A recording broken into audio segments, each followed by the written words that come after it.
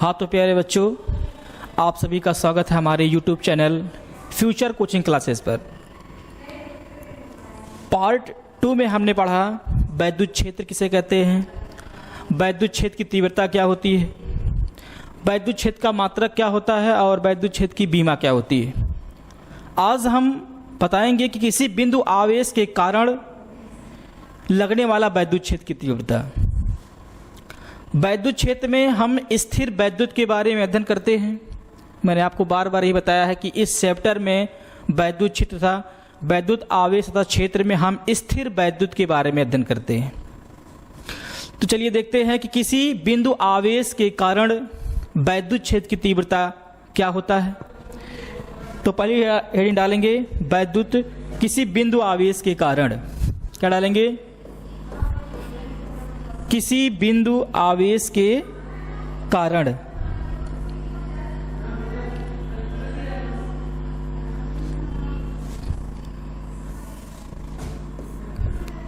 किसी बिंदु आवेश के कारण, किसी बिंदु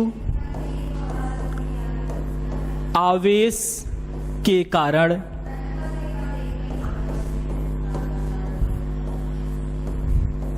वैद्युत क्षेत्र की तीव्रता, वैद्युत क्षेत्र की तीव्रता। किसी बिंदु आवेश के कारण वैद्युत क्षेत्र की तीव्रता क्या होती है? तो कहेंगे कि माना कोई बिंदु आवेश Q है, कोई बिंदु आवेश Q है, उस आवेश से एक वैद्युत तरंगे निकलती हैं। माना कोई बिंदु आवेश क्या है?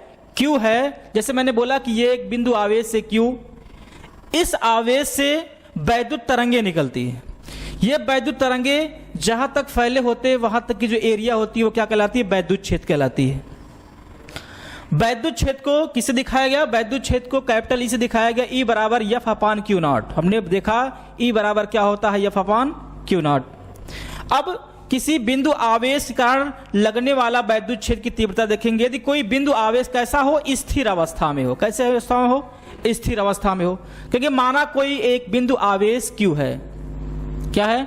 माना एक बिंदु आवेश Q है जिससे स्मॉल r दूरी पर एक परीक्षण आवेश Q नॉट है जिस पर हमें वैद्युत क्षेत्र की तीव्रता ज्ञात करनी है। माना एक बिंदु आवेश Q है जिसे r दूरी पर एक परीक्षण आवेश Q नॉट रखा गया है। यहां पे मान लेते हैं एक बिंदु P है जिस पर परीक्षण आवेश क्या है? Q नॉट स्थित है। इस Q के कारण Q नॉट पर एक बल कार्य करता है। हमारे कुलाम चाचा ने बताया था कि जब दो बिंदु आवेश एक दूसरे से r दूरी पर स्थित होते हैं तो उनके बीच में एक बल कार्य करता है। आप लोगों ने पढ़ा जो बल लगता है वो F is equal to 1 upon F is equal to 1 upon 4 pi F is equal to 1 upon 4 pi epsilon naught Q1 Q2 by R square, Q1 Q2 by R square. इन दोनों आवेशों के बीच में एक बल कार्य करता है। इसका बल हम कुलाम के नियम में सीखे। अब यहां पे मैंने बोला कि बिंदु आवेश Q है और एक क्या है? Q not.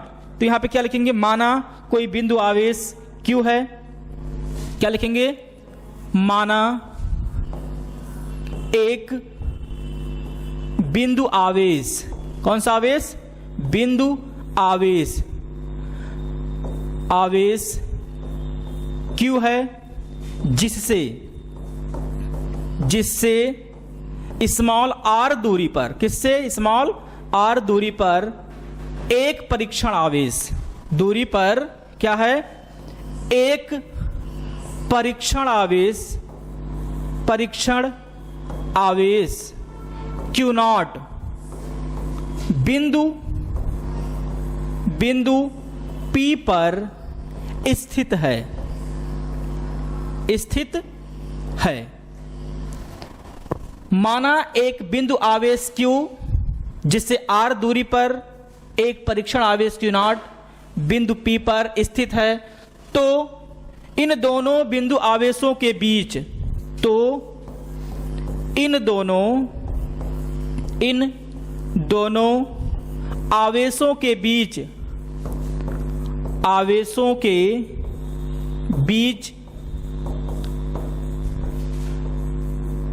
लगने वाला बल किसके नियम से? कूलाम के नियम से। क्या लिखेंगे? कूलाम के नियम से।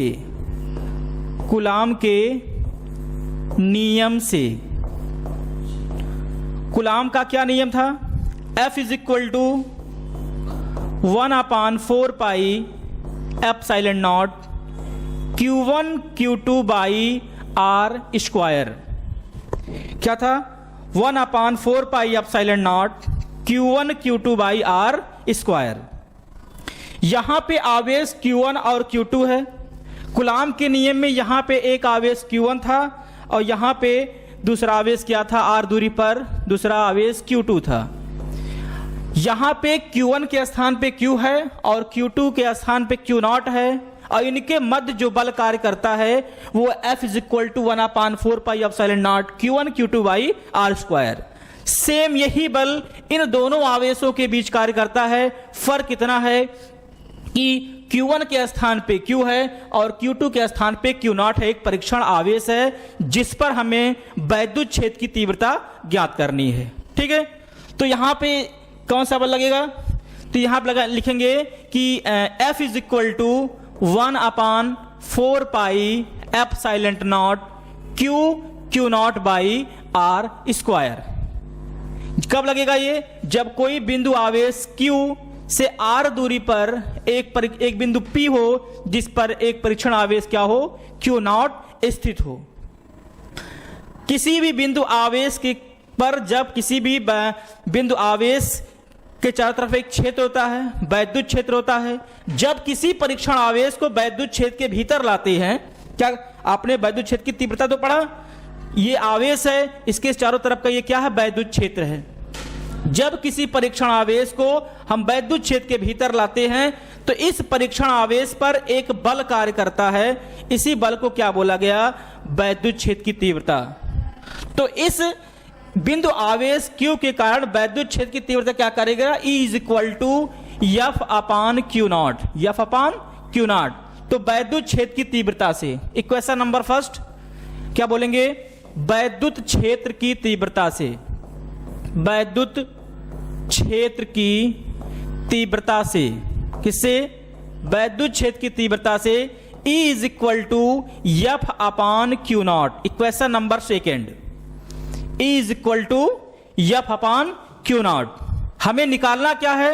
किसी बिंदु आवेश के कारण वैद्युत क्षेत्र की तीव्रता निकालना है, और वैद्युत क्षेत्र की तीव्रता को कैपिटल E से प्रदर्शित करते हैं। हमें बल नहीं निकालना है, हमें क्या निकालना है? वैद्युत क्षेत्र की तीव्रता। और किसी बिंदु आवेश के कारण वैद्युत क्षेत्र की तीव्रता निकालने के लिए समीकरण नंबर 1, किसे? समीकरण 1 से, समीकरण लिखेंगे, समीकरण 1 से F का मान समीकरण 2 में रखने पर,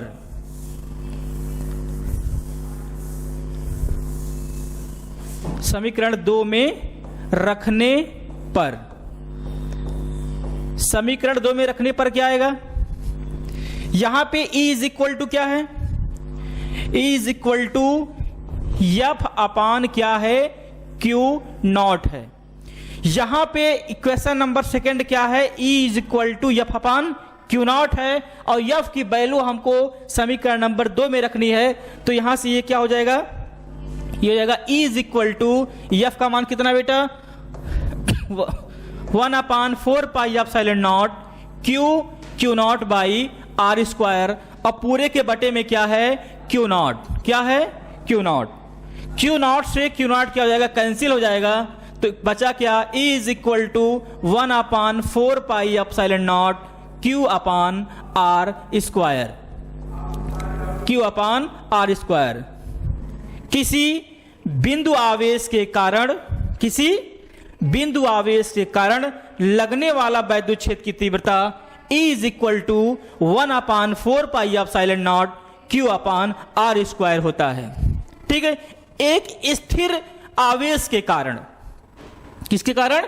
एक स्थिर आवेश के कारण किसी बिंदु पर लगने वाला वैद्युत क्षेत्र की तीव्रता E is equal to 1/4 pi epsilon naught Q/r² होता है। जहां पे आप ये देख रहे हैं, ये क्या है? बीमाहीन राशि है। यहां Q क्या है? एक आवेश है, एक बिंदु आवेश है, जिसके कारण किसी बिंदु पर हमें वैद्युत क्षेत्र की तीव्रता निकालनी थी।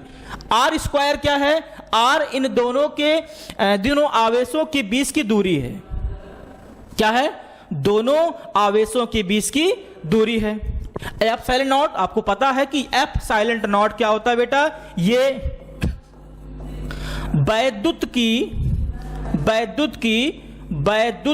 वैद्युतशीलता होती है। क्या होती है? वैद्युतशीलता होती है।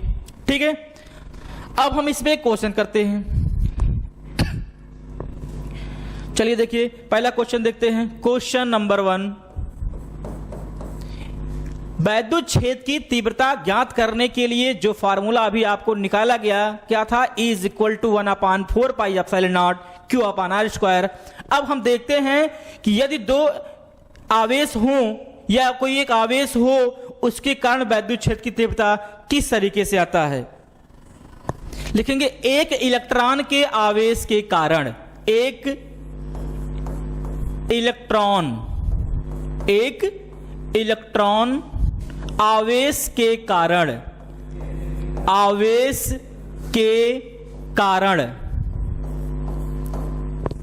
एक इलेक्ट्रॉन आवेश के कारण निर्वात में, कहां पे बेटा? निर्वात में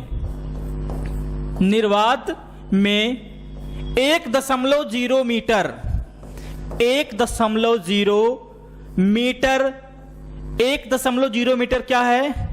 उस आवेश से उस बिंदु P की दूरी है। क्या है? बिंदु P की दूरी पर वैद्युत क्षेत्र की तीव्रता ज्ञात कीजिए। वैद्युत क्षेत्र की तीव्रता ज्ञात कीजिए। ठीक है, वैद्युत क्षेत्र की क्या ज्ञात करना है?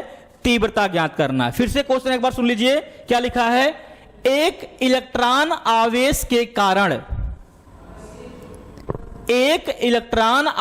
के कारण निर्वात में 1 मीटर की दूरी पर वैद्युत क्षेत्र की तीव्रता की गणना कीजिए या तीव्रता ज्ञात कीजिए। तो चलिए देखिए इसमें क्या है। अब इसमें क्या है, क्वेश्चन देखते ध्यान से। क्या क्या पहले दिया, क्या क्या गया है? इलेक्ट्रॉन पर आवेश। क्या दिया है? इलेक्ट्रॉन। क्या दिया बेटा? इलेक्ट्रॉन पर आवेश। यहां लिखेंगे इलेक्ट्रॉन पर आवेश। क्या है? आवेश। Q कितना होता है इलेक्ट्रॉन पर आवेश? 1.6 × 10⁻⁻19 कूलम। क्या होता है? एक इलेक्ट्रॉन पर आवेश कितना होता है? 1.6 × 10⁻⁻19 कूलम का आवेश होता है। दूरी कितना दिया गया है? दूरी कितना दिया गया बेटा? दूरी दिया गया है 1.0 मीटर। क्या दिया है? 1.0 मीटर दिया है। यह कह रहा है कि यहां पे एक आवेश है, इससे 1.0 मीटर की दूरी पर इस बिंदु P पर वैद्युत क्षेत्र की तीव्रता की गणना कीजिए। यहां पे क्या आएगा? अगर इस आवेश पर इस आवेश का मान कितना हो? 1.6 × 10⁻⁻19 कूलम हो। 1.6 × 10⁻⁻19 कूलम आवेश हो, और इस आवेश से 1 मीटर की दूरी पर वैद्युत क्षेत्र की तीव्रता का मान क्या आएगा? ठीक है, चलिए इसको हल करते हैं। क्या करते हैं? इसको हल करते हैं। फार्मूला आपको पता है, क्या आया था अभी को जस्ट? इसके पहले? तो फार्मूले में जो हमारा आया वो क्या था? E हमें वैद्युत क्षेत्र की तीव्रता निकालनी है। E बराबर 1/4 pi epsilon naught Q upon R square होता है। ठीक है, E is equal to 1/4 pi epsilon naught Q upon R square होता है। ये है किसी बिंदु आवेश के कारण वैद्युत क्षेत्र की तीव्रता निकालने का फार्मूला। अब यहां पे क्या देखेंगे? यहां पे 1/4 पाई एप्सिलॉन नॉट का जो मान है 9.0 गुणे 10 की घाते 9, ठीक है, न्यूटन मीटर स्क्वायर प्रति कूलाम स्क्वायर। क्या है? न्यूटन मीटर स्क्वायर प्रति कूलाम स्क्वायर। एप्सिलॉन नॉट का मात्रक क्या होता है बेटा? इसका मात्रक होता है कूलाम स्क्वायर प्रति न्यूटन मीटर स्क्वायर होता है। यहां पे उल्टा लिखा है। क्या लिखा है? न्यूटन मीटर स्क्वायर प्रति कूलाम स्क्वायर लिखा है। ठीक है, अब ये उल्टा कैसे हो गया? यहां पे देखिए, एक क्वेश्चन में आपको बताया था मैंने पहले, इसके पहले वाली वीडियो में, एप्सिलॉन नॉट का बीमा और आंखिक मान। तो F is equal to 1/4 pi epsilon naught Q1 Q2 by R square होता है। इसी फार्मूले पे हमने इसके बीमा और मात्रक को बताया था। हमने बताया था कि ये क्या होता है बेटा? ये इसका ये बीमाहीन राशि है, इसकी कोई बीमा और कोई मात्रक नहीं होता है। तो बचा क्या? F is equal to Q1 Q2 by epsilon naught R square. जब हमने इसका तिरछा गुणा किया था तो F epsilon naught R square is equal to Q1 Q2 आया था। तो यहां से एप्सिलॉन नॉट बराबर Q1 Q2 by F R square. क्या हो गया? F R square. आपको पता है यहां पे एफ आर स्क्वायर जो नीचे आया है, एफ का कूलाम एप्सिलॉन नॉट, आवेश का मात्रक कूलाम 2 बार है, तो कूलाम स्क्वायर प्रति न्यूटन मीटर स्क्वायर। क्या है? कूलाम स्क्वायर प्रति न्यूटन मीटर स्क्वायर। यहां लिखा है न्यूटन मीटर स्क्वायर प्रति कूलाम स्क्वायर। इसका मतलब क्या है? यहां पे देखिए, यहां जो लिखा है वो एप्सिलॉन नॉट, वो बटे में लिखा है बेटा, 1/एप्सिलॉन नॉट है। ये किसका मान आया है? ये सिर्फ एप्सिलॉन नॉट का मान आया है। 1/एप्सिलॉन नॉट का मान निकालोगे जब ना, तो ये हो जाएगा 1/ कूलाम स्क्वायर बटे न्यूटन मीटर स्क्वायर। ये ऊपर चला जाएगा तो क्या बन जाएगा? 1/एप्सिलॉन नॉट का मान न्यूटन मीटर स्क्वायर प्रति कूलाम स्क्वायर। क्या हो जाएगा? न्यूटन मीटर स्क्वायर प्रति कूलाम स्क्वायर। इसका उल्टा हो जाता है। किसके उल्टे? एप्सिलॉन नॉट के मात्रक का उल्टा हो जाता है। क्यों? क्योंकि ये बटे में है, ये बटे में नहीं था। मेरी बात सबको समझाई? चलिए अब आगे हम इसको अपने सवाल पे आते हैं। इस तरीके से कैसे ये हल होगा, इसको देखिए जरा। यहां से देखिए,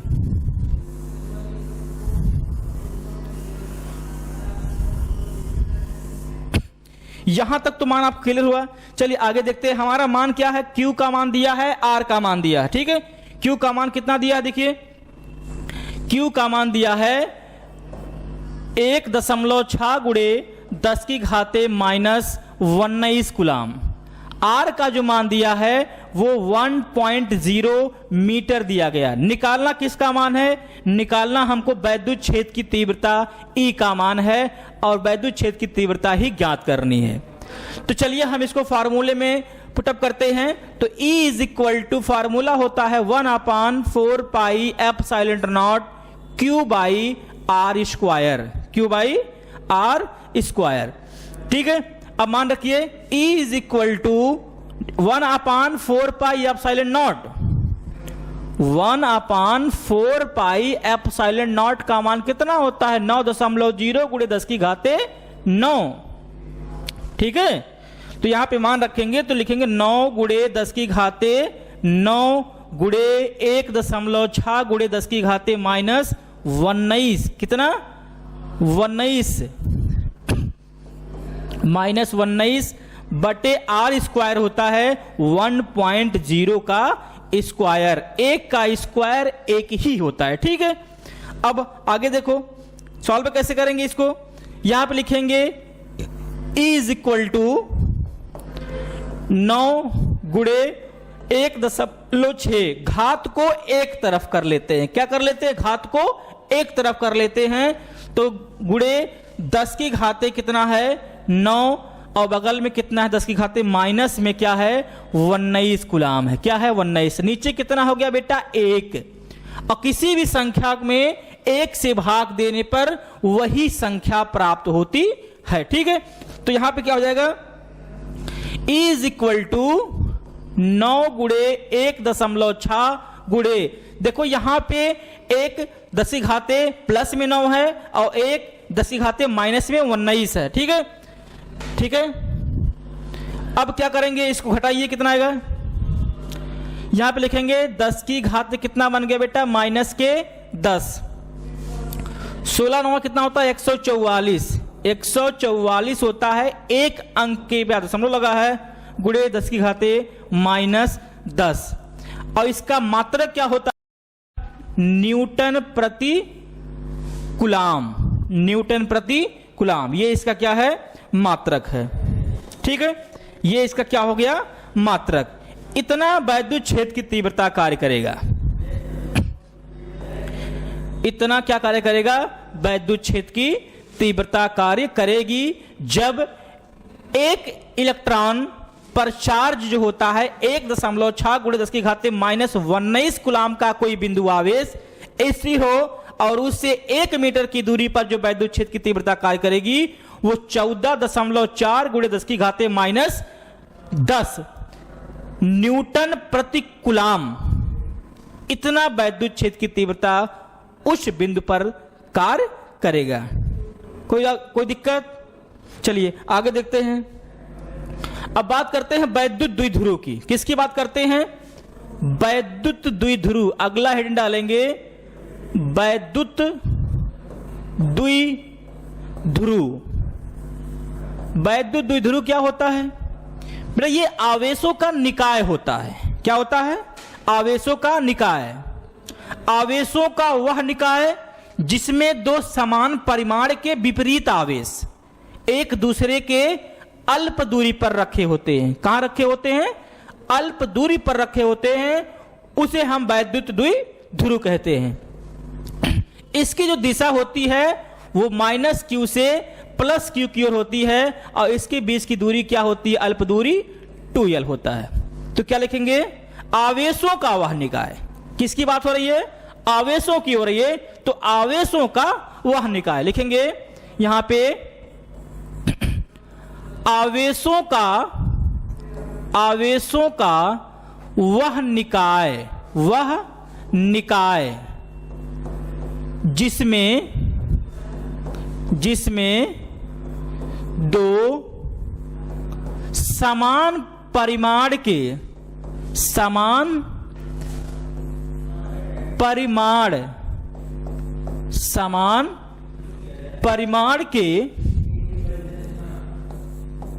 विपरीत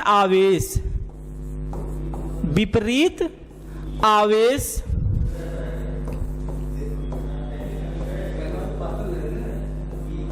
एक दूसरे से अल्प दूरी पर हों।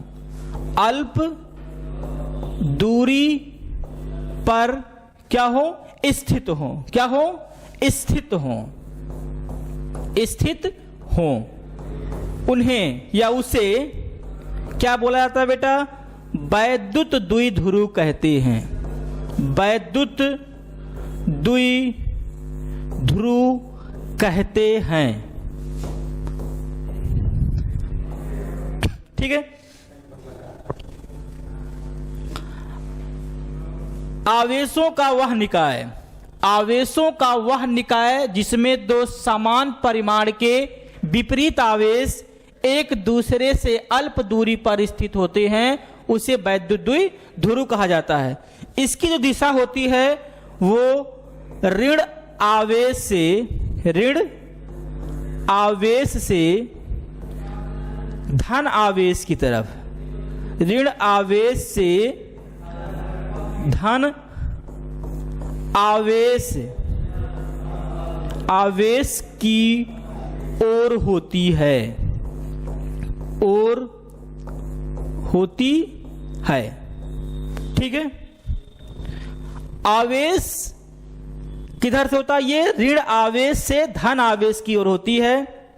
वैद्युत द्विध्रुव में एक माइनस क्यू होता है, एक प्लस क्यू होता है, एक माइनस क्यू होता है और एक प्लस क्यू होता है। इनके बीच की अल्प दूरी कितना होता है बेटा? 2l होता है। कितना होता है? 2l होता है।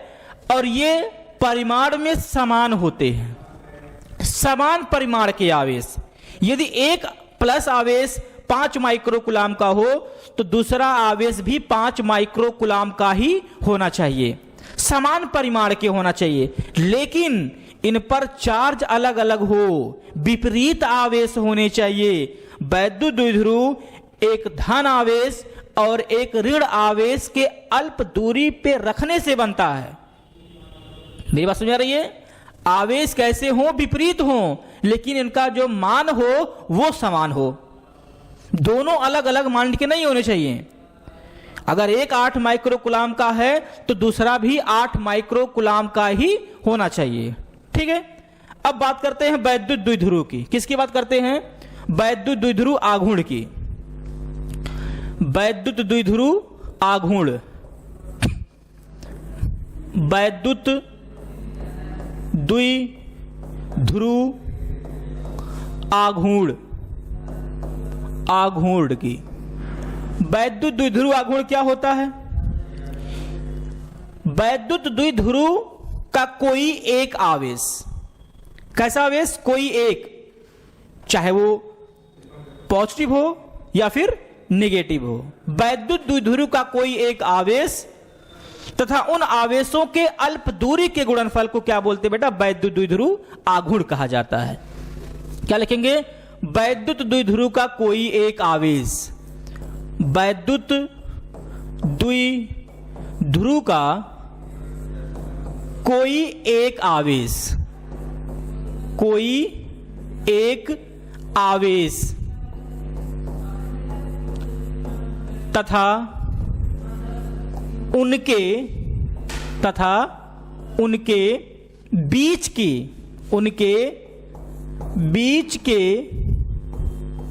अल्प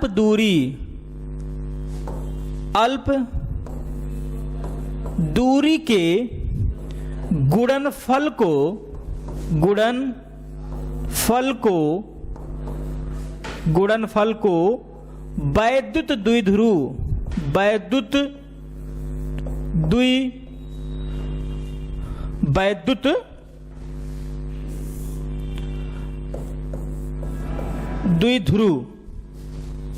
वैद्युत द्विध्रुव आघूर्ण कहते हैं। क्या कहते हैं बेटा? वैद्युत द्विध्रुव आघूर्ण कहते हैं। ठीक है, इसे P से प्रदर्शित किया जाता है, इसे P से प्रदर्शित करते हैं, इसे P से प्रदर्शित करते हैं। ठीक, अब इसकी परिभाषा क्या हो जाएगी? परिभाषा होगा, इसका फार्मूला क्या होगा? चलिए देखिए इसका फार्मूला। कहेंगे माना वैद्युत द्विध्रुव का वैद्युत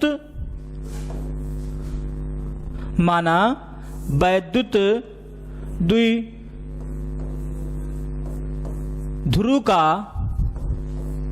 कोई एक आवेश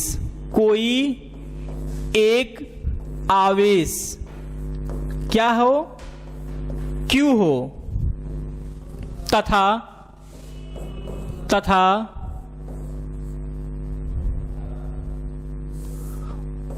उनके बीच के अल्प दूरी बीच की लिखेगा। क्या लिखेगा? बीच की अल्प दूरी 2l हो तो वैद्युत द्विध्रुव आघूर्ण, वैद्युत द्विध्रुव आघूर्ण P is equal to Q into 2L। क्या होगा? वैद्युत द्विध्रुव आघूर्ण P is equal to Q into 2L। ये इसका क्या है? फार्मूला है। क्या है? ये इसका फार्मूला है। अब हम बात कर लें वैद्युत द्विध्रुव की बीमा और मात्रक की। वैद्युत द्विध्रुव P की क्या बात कर ले? पहले मात्रक, इसके मात्रक की बात करते हैं। फार्मूले से ही बीमा मात्रक दोनों निकलता है बेटा। P बराबर क्या होता है? Q into 2L। आवेश का मात्रक क्या होता है? कूलाम। आवेश का मात्रक बच्चा कूलाम। गिनती की कोई बीमा नहीं होती है, अंक की कोई मात्रक और बीमा नहीं होता है, तो बचा क्या? L। L क्या है? लंबाई। लंबाई किसकी है? दो बिंदु आवेशों की लंबाई है। इसका मात्रक क्या होगा? Metre. Coulomb metre. Coulomb metre. ये इसका क्या हो गया बेटा? ये इसका मात्रक हो गया। किसका? वैद्युत द्विध्रुव का। अब बात कर ले वैद्युत द्विध्रुव की बीमा की। किसकी? वैद्युत द्विध्रुव की बीमा की बात कर लें। यहां लिखेंगे P की बीमा। P मतलब वैद्युत द्विध्रुव। उसी फार्मूले से ये भी निकलेगा। क्या निकलेगा? P is equal to Q into 2L। P बराबर आवेश की बीमा बेटा क्या बताए थे? 80। लंबाई की बीमा क्या हो जाएगी? L। तो अलग अलग सारे हैं, तो क्या लिखेंगे? P is equal to ATL। ये किसकी बीमा हो गई? वैद्युत द्विध्रुव आघूर्ण की ये बीमा है ATL। ठीक है, ये वैद्युत द्विध्रुव की बीमा है, ये वैद्युत द्विध्रुव का मात्रक है और ये वैद्युत द्विध्रुव की परिभाषा है। ठीक, अब हम बात करेंगे कि अभी तक हमने देखा आवेश के बारे में अध्ययन किया और उस आवेश के बारे में यह देखा गया कि यदि कोई बिंदु आवेश Q है तो वो R दूरी पर किसी बिंदु पर वैद्युत क्षेत्र की तीव्रता कार्य करता है उस आवेश के कारण। अब हमने देखा वैद्युत क्षेत्र की तीव्रता पढ़ा। वैद्युत क्षेत्र की तीव्रता में उसमें क्या पढ़ाया गया कि वैद्युत क्षेत्र की तीव्रता है क्या, और उस वैद्युत क्षेत्र की तीव्रता के भीतर उस वैद्युत क्षेत्र के भीतर किसी परीक्षण आवेश को ले जाने पर उस पे एक बल का अनुभव होता था। अब हमने पढ़ा वैद्युत द्विध्रुव और वैद्युत द्विध्रुव आघूर्ण क्या है। अब हम इस वैद्युत द्विध्रुव के कारण किसी बिंदु पर वैद्युत क्षेत्र की तीव्रता निकालेंगे और किसी वैद्युत द्विध्रुव के कारण अगर किसी बिंदु पर वैद्युत क्षेत्र की तीव्रता निकालनी है तो उसका दो कंडीशन होता है, या तो वो बिंदु अच्छी स्थिति में रखी हो या तो वो बिंदु निरक्षीय स्थिति में रखी हो। ठीक है, तो चलिए आज हम देखते हैं अच्छे स्थिति में वैद्युत द्विध्रुव के कारण किसी बिंदु पर वैद्युत क्षेत्र की तीव्रता क्या होता है। ठीक है, तो डालेंगे अगला हेडिंग वैद्युत क्षेत्र की वैद्युत द्विध्रुव डालिए हेडिंग वैद्युत द्विध्रुव के कारण। वैद्युत द्विध्रुव वैद्युत द्विध्रुव के कारण किसी बिंदु पर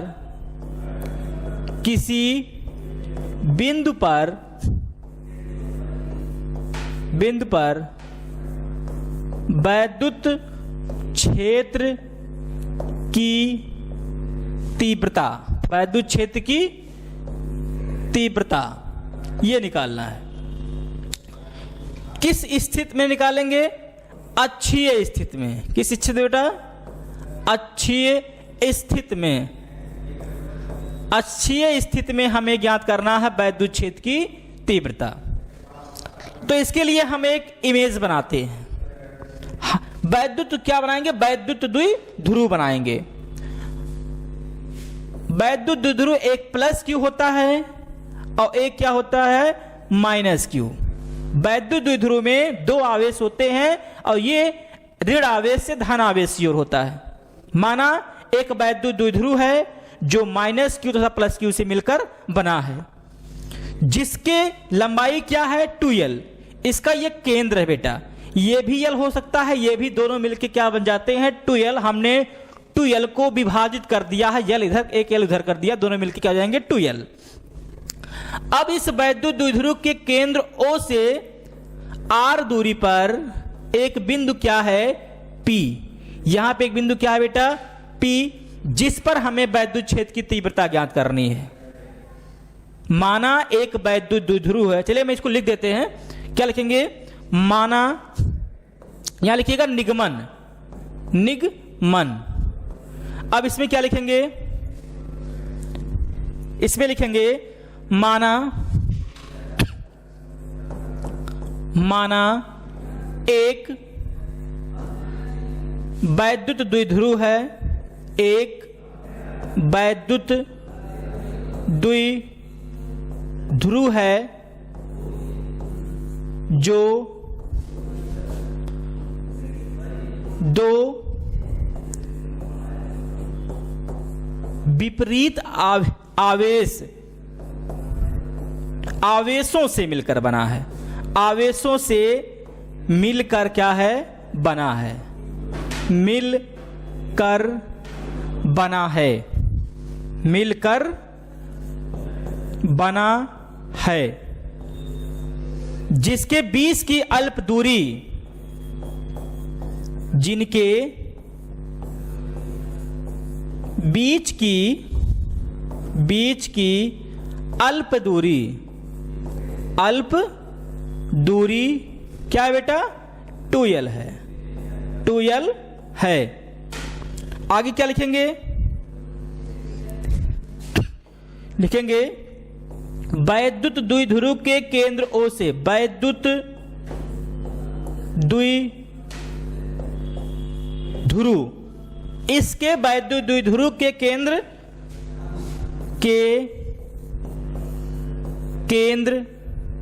वैद्युत द्विध्रुव के केंद्र O से r दूरी पर एक बिंदु P है, क्या है, एक बिंदु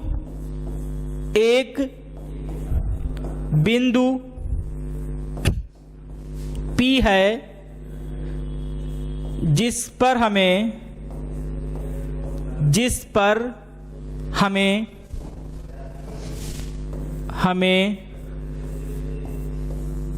वैद्युत क्षेत्र की तीव्रता, वैद्युत क्षेत्र की तीव्रता,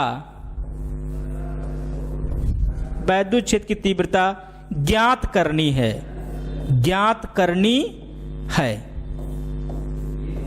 ठीक,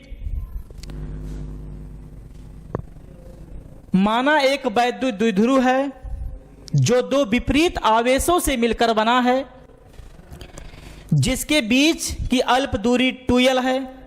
वैद्युत द्विध्रुव के केंद्र O से स्मॉल r दूरी पर एक बिंदु P है, जिस पर हमें वैद्युत क्षेत्र की तीव्रता ज्ञात करनी है। ठीक है, अब आगे देखिए, कुछ फिगर के बारे में और बताया जाए आपको। मैंने कहा था कि ये क्या है, ये पहला आवेश क्या था बेटा -q, ये -q है, ये +q है, ये इसका मूल बिंदु है O, इधर l है और ये सिरा भी क्या है l है। अब इस वैद्युत द्विध्रुव के केंद्र O से r दूरी पर, कहां से बच्चा, इसके केंद्र से r दूरी पर एक बिंदु क्या था P था, जिस पर हमें वैद्युत क्षेत्र की तीव्रता ज्ञात करनी है। ठीक है, अब इस बिंदु पर वैद्युत क्षेत्र की तीव्रता ज्ञात करने के लिए हम -q और +q से बिंदु P की दूरी देख लेते हैं। +q आवेश से बिंदु P की दूरी कितनी है, देखिए केंद्र से इसके बिंदु P की दूरी r है और केंद्र से +q की दूरी l है। इस पूरे दूरी में से हम इतनी दूरी घटा लें, भैया इस पूरे दूरी में से हम इतनी दूरी घटाएंगे तब इतनी दूरी निकलेगी, तो क्या हो जाएगी, माइन प्लस क्यू से बिंदु P की दूरी हो जाएगी R माइनस यल, और माइनस क्यू से इसकी दूरी हो जाएगी R प्लस यल। बात समझ में आई? क्योंकि इतनी दूरी और इतनी दूरी जब जोड़ेंगे तो माइनस क्यू से आएगा। प्लस क्यू के कारण वैद्युत क्षेत्र की तीव्रता E1 कार्य करेगा, माइनस क्यू के कारण वैद्युत क्षेत्र की तीव्रता E2 कार्य करेगा। मेरी बात सबको समझाई? अब हम इसके बारे में आगे चर्चा करते हैं। अब कहेंगे वहां वैद्युत क्षेत्र की तीव्रता ज्ञात करनी है। यहां तक, यहां देखिए पीछे यहां लिखा है कि हमें वैद्युत क्षेत्र की तीव्रता ज्ञात करनी है।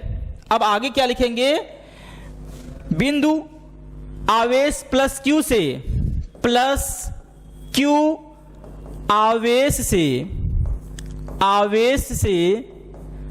बिंदु P के बीच की दूरी, बिंदु P के बीच की दूरी R माइनस यल तथा माइनस क्यू आवेश से बिंदु P के बीच की दूरी, बिंदु P के बीच की दूरी क्या है बेटा, R प्लस यल है। प्लस क्यू के कारण लगने वाला वैद्युत क्षेत्र, प्लस क्यू आवेश के कारण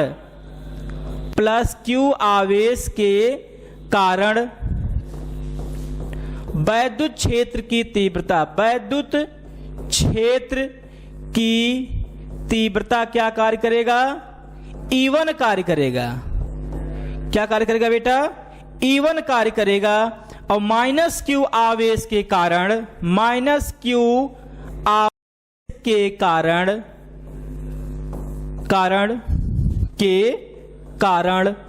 वैद्युत क्षेत्र की तीव्रता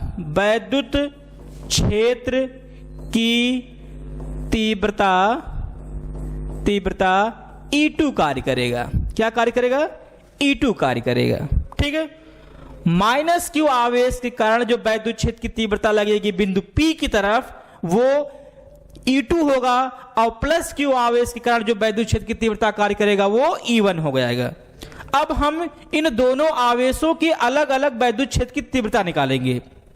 अभी मैंने इसके पहले बताया कि किसी स्थिर बिंदु आवेश के कारण R दूरी पर जो वैद्युत क्षेत्र की तीव्रता लगती है उसका जो वैद्युत क्षेत्र मैंने पढ़ाया, सेम इसी प्रकार इसका भी निकालेंगे, लेकिन यहां अलग अलग दो आवेश हैं और दोनों की दूरी अलग अलग है। ठीक है, चलिए आगे देखते हैं। आगे क्या हो जाएगा,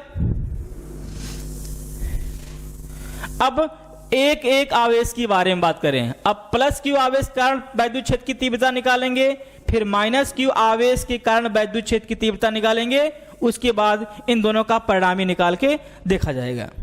चलिए देखिए, कहेंगे प्लस क्यू आवेश के कारण, प्लस क्यू आवेश के कारण बिंदु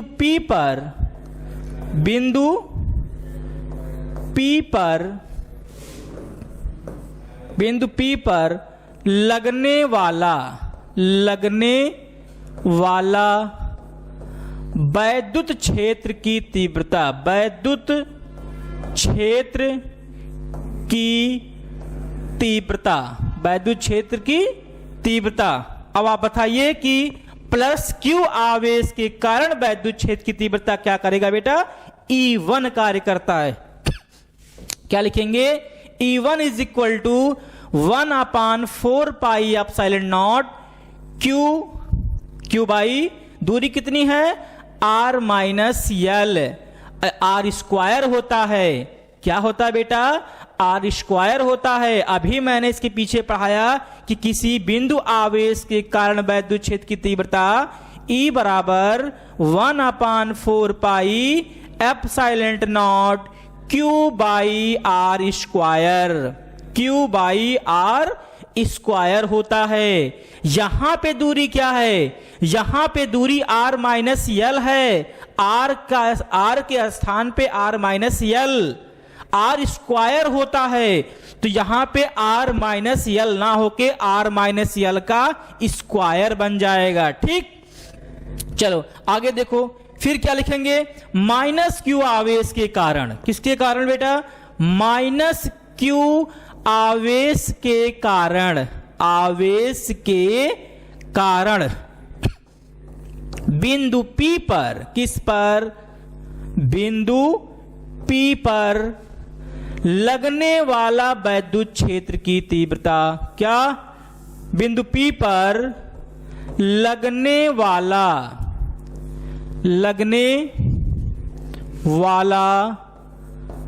वैद्युत क्षेत्र की तीव्रता, वैद्युत क्षेत्र की तीव्रता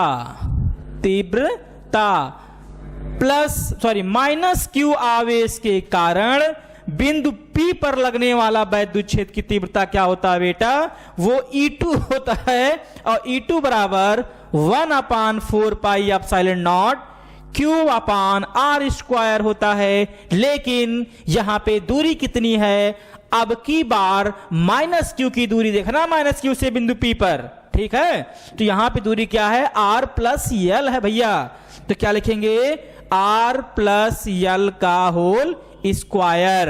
ठीक, अब क्या निकालेंगे, बिंदु P पर परिणामी वैद्युत क्षेत्र की तीव्रता, क्या निकालेंगे, लिखेंगे बिंदु P पर परिणामी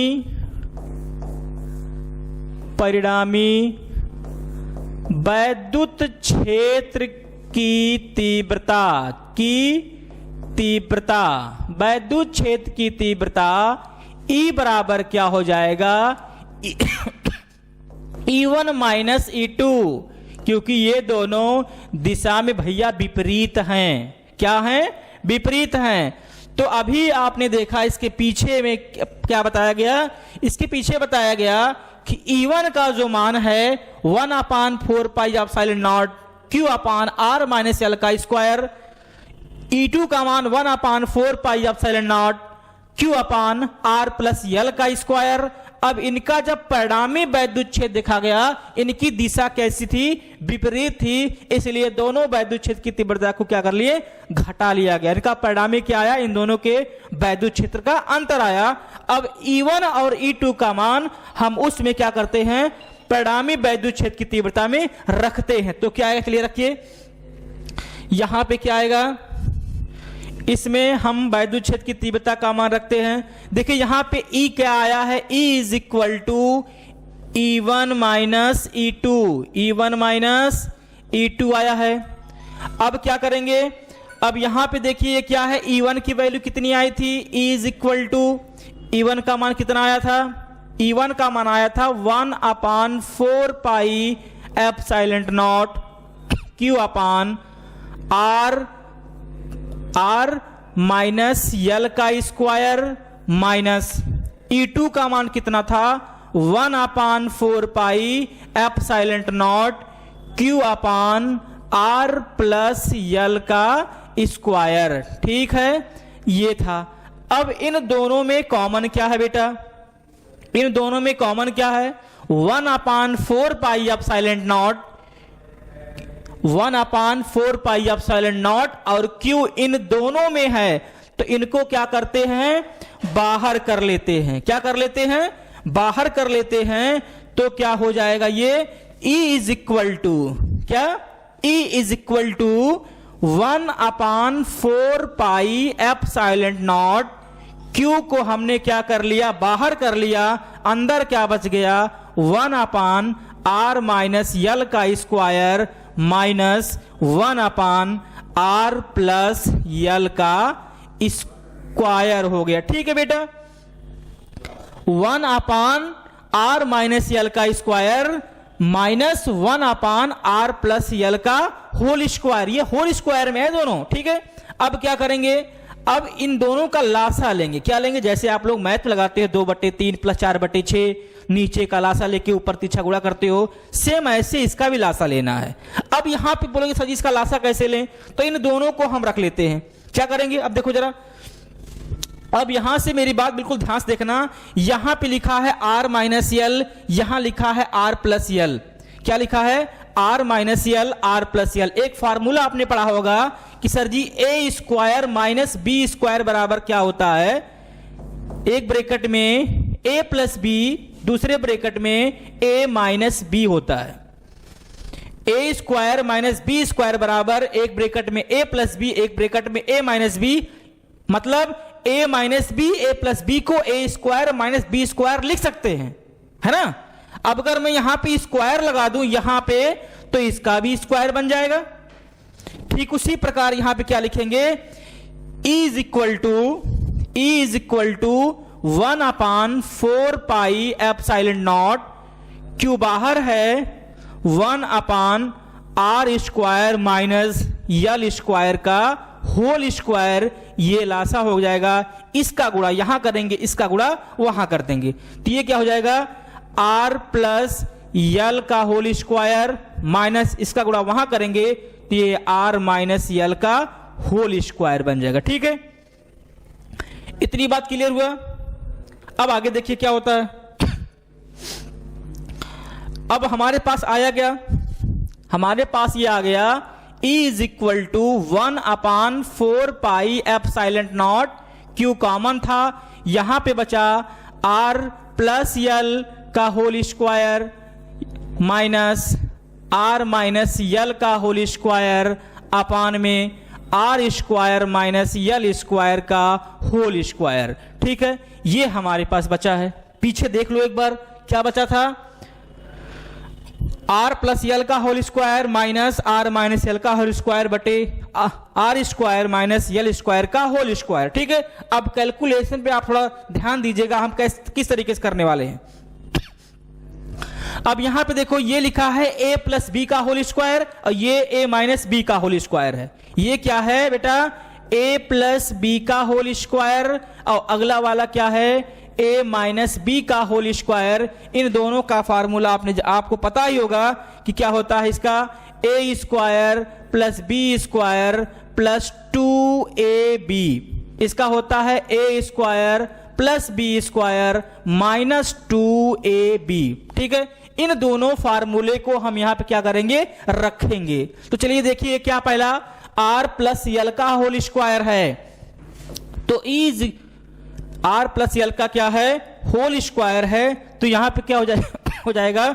E = 1/4 पाई एप्सिलॉन नॉट, क्यों बाहर था, अंदर क्या है? a + b का होल स्क्वायर, मतलब r² + l² + 2rl, इसको एक ब्रैकेट में कर लेंगे। उसके बाद क्या लगा है? माइनस लगा है, तो माइनस लगाएंगे। ठीक है, अब क्या करेंगे? उसके बाद क्या करेंगे? यहां पे अब क्या आ गया? a - b का होल स्क्वायर। मैंने अभी आपको बताया कि ये जो a + b का होल स्क्वायर था, और एक क्या था बेटा? a - b का होल स्क्वायर था। यहां पे a + b का होल स्क्वायर बराबर क्या आया? a² + b² + 2ab। ये क्या था? a² + b² - 2ab था। ठीक है, अब यहां पे a - b का होल स्क्वायर ये लगाएंगे, तो क्या हो जाएगा? ये r² + l² - 2rl, क्या? माइनस के 2rl। अब बटे में क्या है बेटा? r² - l² का होल स्क्वायर है, तो यहां पे लिखेंगे r² - l² का होल स्क्वायर। यदि माइनस के बाद ब्रैकेट लगा हो, यदि माइनस के बाद ब्रैकेट लगा हो, जब ब्रैकेट हटाते हैं तो माइनस जो अंदर का चिन्ह है वो बदल जाता है। क्यों बदलता है? क्योंकि माइनस से इसका गुणा कराते हैं। ठीक है, तो बचा क्या अंदर? तो यहां पे अंदर क्या बचेगा? E = 1/4 pi epsilon naught, Q तो ये बाहर निकला है, अब यहां देखो R square plus L square plus 2RL minus R square, plus था माइनस हो गया, ये माइनस था तो क्या हो गया बेटा, plus 2RL by R square minus L square का होल स्क्वायर। ठीक है, अब ये प्लस का आर स्क्वायर माइनस का आर स्क्वायर से कट जाएगा और प्लस का यल स्क्वायर माइनस का यल स्क्वायर से कट जाएगा। अब देखो ये सेम है और ये सेम है, दोनों क्या हो जाएंगे, जुड़ जाएंगे। यहां 2RL है, यहां 2RL है, कितना हो गया 4RL। ठीक, कितना हो गया 4RL। तो बचा क्या हमारे पास, E is equal to 1/4 pi epsilon naught, Q बाहर था अंदर बच गया 2RL plus 2RL by R square minus L square का होल स्क्वायर। ठीक, अब इन दोनों को जोड़ते हैं बेटा, क्या करते हैं, जोड़ लेते हैं। 2RL is equal to 4RL, कितना 4RL। ठीक है, तो हमारे पास बचा क्या, आगे देखो, E is equal to 1/4 pi epsilon naught, Q तो बाहर था 2RL plus 2RL upon R square minus L square का होल स्क्वायर, यही था। ठीक है, अब इसी को सॉल्व करते ध्यान से देखिएगा। अब यहां पे क्या हो गया, E is equal to 1/4 pi epsilon naught Q 2RL is equal to 4RL, कितना 4RL by R square minus L square का होल स्क्वायर, ये बचा। अब यहां पे क्या लिखेंगे, आर स्क्वायर की अपेक्षा यल स्क्वायर, इज यहां पे लिखेंगे, नोट में क्या लिखेंगे बगल में, कि यहां लिखिएगा यल स्क्वायर एक छोटी अल्प दूरी है। क्या है, अल्प दूरी है, किससे, आर स्क्वायर से, इसलिए यल स्क्वायर को क्या कर देते हैं, छोड़ देते हैं। क्या कर देते हैं, छोड़ देते हैं। क्या कर देते हैं इसको बेटा, छोड़ देते हैं। तो हमारे पास बचा क्या, तो हमारे पास बचा क्या भाई, यहां पे बचा E इज इक्वल टू, क्या बचा, E is equal to 1/4 pi epsilon naught. ठीक, Q तो कॉमन था, अंदर क्या बचा 4RL अपान, यहां से आर स्क्वायर नगण्य माना गया है। क्या माना गया है, नगण्य माना गया है। यल स्क्वायर को नगण्य क्यों मानते हैं, यल स्क्वायर भी दूरी है, आर स्क्वायर भी दूरी है। आप एक बार चलिए फिगर पे देखते हैं क्या है, एक बार फिगर पे देखा जाए इसको।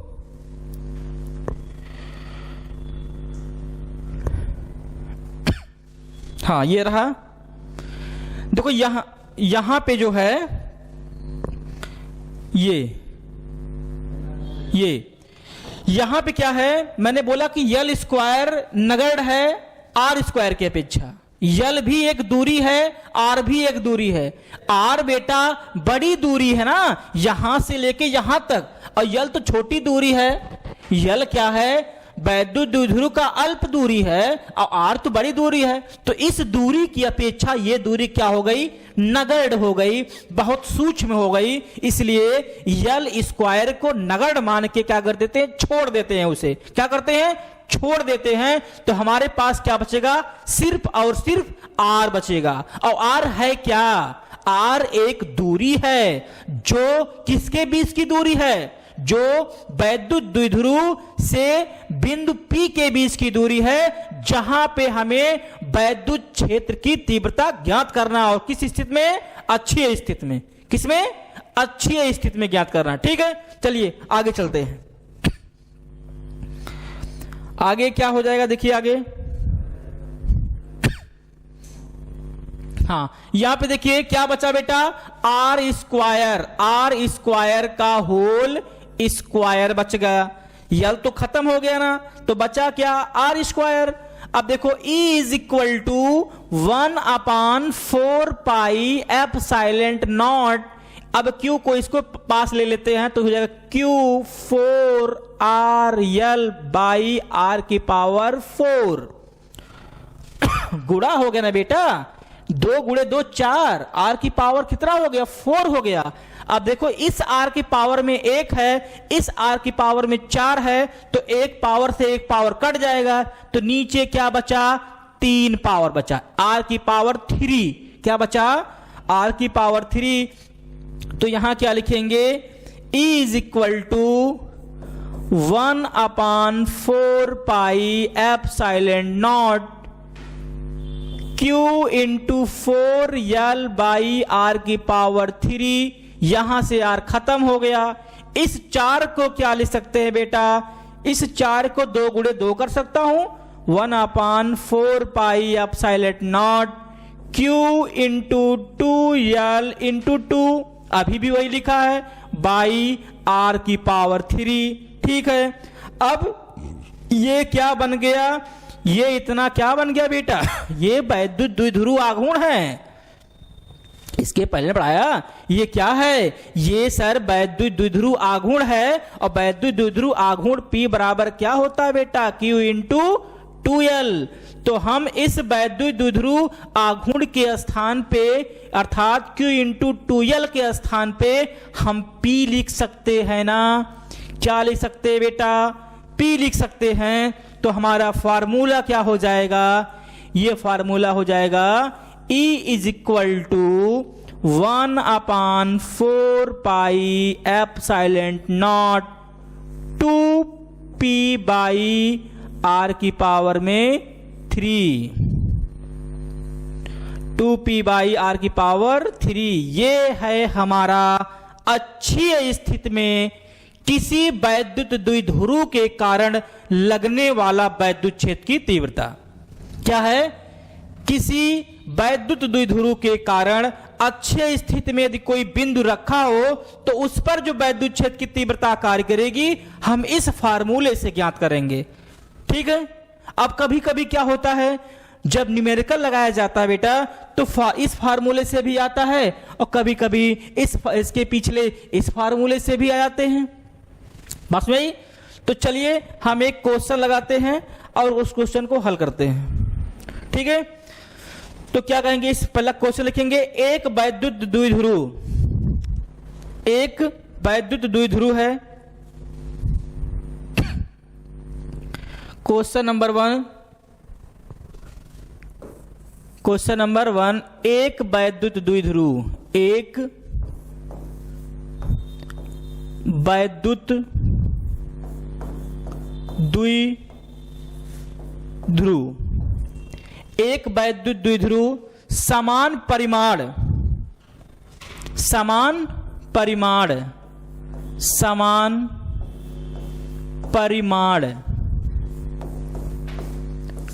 5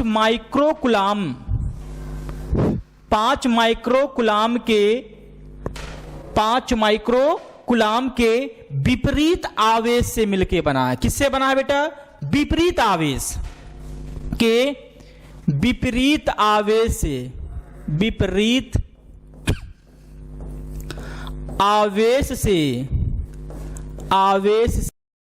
मिलकर बना है,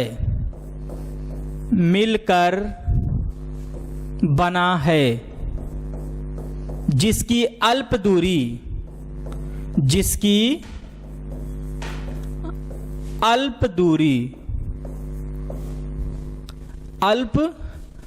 दूरी क्या है, 4 सेंटीमीटर है, जिसकी अल्प दूरी क्या है 4 सेंटीमीटर है। इस वैद्युत द्विध्रुव के केंद्र से कहां से, इस वैद्युत द्विध्रुव के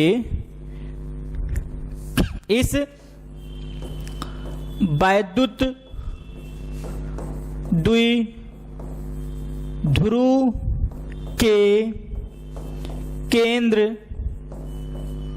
से 4 सेंटीमीटर की दूरी पर, 4 सेंटीमीटर की दूरी पर वैद्युत क्षेत्र की तीव्रता, वैद्युत क्षेत्र की तीव्रता, वैद्युत क्षेत्र की तीव्रता ज्ञात कीजिए, तीव्रता ज्ञात कीजिए। ठीक है, क्वेश्चन क्या कह रहा है कि एक वैद्युत द्विध्रुव समान परिमाण 5 माइक्रोकूलाम के विपरीत आवेश से मिलकर बना है, जिसके अल्प दूरी 4 मीटर है। इस वैद्युत द्विध्रुव के केंद्र से 4 मीटर की दूरी पर वैद्युत क्षेत्र की तीव्रता की गणना करनी है। तो दिया क्या क्या हमको है, पहले हम ये लिखेंगे दिया क्या हमको है। यहां दिया है बेटा, ये दिया है आपको एक वैद्युत द्विध्रुव है जिस पर आवेश दिया है P। कितना आवेश है P कितना है 5 माइक्रोकूलाम का, 5 माइक्रोकूलाम। क्योंकि वैद्युत द्विध्रुव जो होता है वो 2 बिंदु आवेशों से मिलकर बना होता है जो कि विपरीत होते हैं, लेकिन उनका परिणाम समान होता है। परिमाण कैसा होता है बेटा, समान होता है। यदि प्लस 5 माइक्रोकूलाम का आवेश है तो माइनस भी 5 माइक्रोकूलाम का ही होगा। इनकी अल्प दूरी क्या है, इनकी जो अल्प दूरी है वो दिया है 2L, और 2L बराबर क्या दिया है 4 सेंटीमीटर 4 सेंटीमीटर। और जो दूरी दिया है R, दूरी क्या दिया है R जो दिया है वो यहां पे क्या लिखेंगे R बराबर कितना है, ये भी 4 सेंटीमीटर दिया है, 4 सेंटीमीटर। हमें वैद्युत क्षेत्र की तीव्रता की गणना करनी है। क्या करनी है, वैद्युत क्षेत्र की तीव्रता की गणना करनी है। फार्मूला होता है E is equal to 1/4 pi epsilon naught 2 P R by R square minus L square का whole square, R square minus L square का होल स्क्वायर। ये भी फार्मूला होता है अभी जो निकल के आया, E बराबर 1/4 pi epsilon not 2P by R की पावर 3। ये भी फार्मूला होता है। जब अभी आप पीछे वीडियो में जाके देखिएगा, जब हमने इसको सॉल्व किया तो जाके ये फार्मूला हमको मिला था, लेकिन हमारे क्वेश्चन में आवेश भी दिया गया है और R का भी मान दिया गया है, इसलिए इससे नहीं निकालेंगे। क्यों, क्योंकि यहां पे इस इक्वेशन में R नहीं है। क्या नहीं है, R नहीं है। तो इसका मान निकालने के लिए क्या करेंगे, हम फार्मूले के थोड़ा सा ऊपर जाएंगे, बीच में जाएंगे, वहां देखेंगे एक इक्वेशन आया था E is equal to 1/4 pi epsilon naught 2PR upon R square minus L square का होल स्क्वायर। इस इक्वेशन से हम निकालेंगे। तो हमें एक वैद्युत द्विध्रुव के कारण किसी बिंदु पर वैद्युत क्षेत्र की तीव्रता का मान ज्ञात होगा, और वो मान कितने आवेश के कारण होगा, 5 माइक्रोकूलाम के विपरीत वैद्युत द्विध्रुव हैं। परिमाण कैसा है बेटा, समान है। ठीक है, चलिए इनका मान रखते हैं। क्या होगा, फार्मूला क्या था, E is equal to 1/4 pi epsilon naught 2PR by R square minus L square का होल स्क्वायर। ठीक है, अब देखिए मान कैसे रखेंगे। आपको पता है कि 1/4 पाई एप्सिलॉन नॉट का मान कितना होता है, इधर देखिए जरा। 1/4 पाई एप्सिलॉन का मान कितना होता है, 9.0 गुणे 10 की घाते 9 न्यूटन मीटर स्क्वायर प्रति कूलाम स्क्वायर। जब भी सवाल लगाएंगे मात्रक को जरूर रखेंगे, मात्रक भूलिएगा मत भाई। 1/4 पाई एप्सिलॉन नॉट का जो मान है 9.0 गुणे 10 की घाते 9 न्यूटन मीटर स्क्वायर प्रति कूलाम स्क्वायर।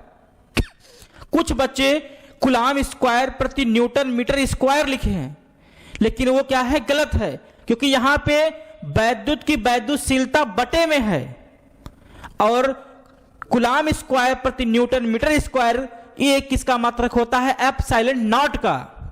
यहां पे 1/एप्सिलॉन नॉट है, इसलिए इसका मात्रक पलट जाएगा। क्या हो जाएगा? न्यूटन मीटर स्क्वायर प्रति कूलाम स्क्वायर हो जाएगा। ठीक है, चलिए इसका मान रखते हैं तो क्या हो जाएगा?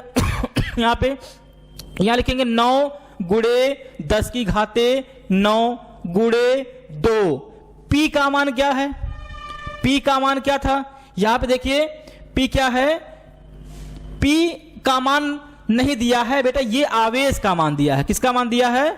आवेश का मान दिया। ये क्यू लिखा है। क्या लिखा है? क्यू। अभी मैंने आपको पढ़ाया था इसके पहले कि पी क्या है? वैद्युत द्विध्रुव आघूर्ण है, और पी इज इक्वल टू क्या होता है? Q into 2L। क्या होता है? Q into 2L। क्यू का मान कितना दिया है? यहां पे क्यू का मान दिया है 5 माइक्रो कूलाम, लेकिन आवेश का मात्रक माइक्रो कूलाम नहीं होता, आवेश का मात्रक सिर्फ कूलाम होता है। तो यहां पे पहले क्या कर लेंगे? माइक्रो कूलाम को कूलाम में बनाएंगे तो क्या लिखेंगे? आपको पता है 1 माइक्रो कूलाम बराबर 10 की घाते -6 कूलाम होता है, इसलिए 5 माइक्रो कूलाम बराबर 5 गुणे 10 की घाते -6 कूलाम हो जाएगा। कितना? 5 गुणे 10 की घाते -6 कूलाम बन जाएगा। अब यहां पे मान रखेंगे P बराबर कितना होगा? ये 5 गुणे 10 की घाते -6 और 2L का मान कितना दिया है? यहां से देखिए 4। ये क्या लिखा है? ये क्या लिखा है? 4 सेंटीमीटर लिखा है ना, सेंटीमीटर में नहीं मीटर में मान रखा जाता है। लंबाई का मात्रक क्या होता है? मीटर। तो मीटर में कैसे चेंज करेंगे? जरा इसको देखिए, मीटर में कैसे बनाएंगे? तो यहां पे लिखा है 4 सेंटीमीटर। सेंटीमीटर को बनाना है मीटर में। 1 मीटर में कितना होता है? 100 सेंटीमीटर। 100 सेंटीमीटर। तो 1 सेंटीमीटर बराबर क्या हो जाएगा? 1/100 मीटर बन जाएंगे। ठीक है, तो यहां पे 4 सेंटीमीटर को मीटर बनाने के लिए 4 में 10 की घाते -2 से गुणा करूंगा तो ये क्या बन जाएगा बेटा? मीटर बन जाएगा। क्या बन जाएगा? मीटर बन जाएगा। तो ये 4 गुणे 10 की घाते -2 मीटर बन जाएगा। अब इसका मान हम उसमें रखेंगे। ठीक है, तो क्या आएगा जरा देखिए, तो वहां पे क्या आएगा? तो यहां पे हो जाएगा 4 गुणे 10 की घाते -2। अब ये क्या हो गया? अब ये हो गया 5 चौका 20। P बराबर 20 गुणे 10 की घाते माइनस कितना? 8। अब यहां पे देखिए 6 ये है, 2 ये है, कितना हो गया? 8। 20 का मतलब 2 गुणे 10 लिखा है, यहां से 1 0 हटाएंगे तो यहां P बराबर हो जाएगा 2 गुणे 10 की घाते -7। क्या हो जाएगा? 7। ये हमारा P का मान आ गया। अब हम इसको उठा के उसमें रखते हैं। कहां रखेंगे? इसमें। तो क्या हो जाएगा P का मान? 2 गुणे 10 की घाते -7। ठीक है, 2 गुणे 10 की घाते माइनस कितना हो गया? ये 7 हो गया। अब R का मान कितना है? दूरी था 4 मीटर, तो 4 गुणे 10 की घाते -2 लिख देंगे, ये बन जाएगा। सेंटीमीटर को मीटर में चेंज कर लिए। बटे में क्या था? R square -L square. R square का मान 4 गुणे 10 की घाते -2 का स्क्वायर लिखेंगे, माइनस लगाएंगे L स्क्वायर। अभी आपने पीछे देखा कि 2L बराबर दिया था 4 गुणे 10 की घाते -2 मीटर। तो L बराबर क्या? हमें यहां पे सिर्फ L चाहिए, लेकिन क्वेश्चन में क्या लिखा है? 2L का मान दिया गया है। क्वेश्चन में 2L बराबर 4 गुणे 10 की घाते -2 मीटर है, और इक्वेशन में क्या रखना है? सिर्फ L। तो L बराबर क्या हो जाएगा बेटा? 4/2 गुणे 10 की घाते -2 मीटर। 2 1 के 2, 2 दूना 4। तो L का मान कितना आ गया?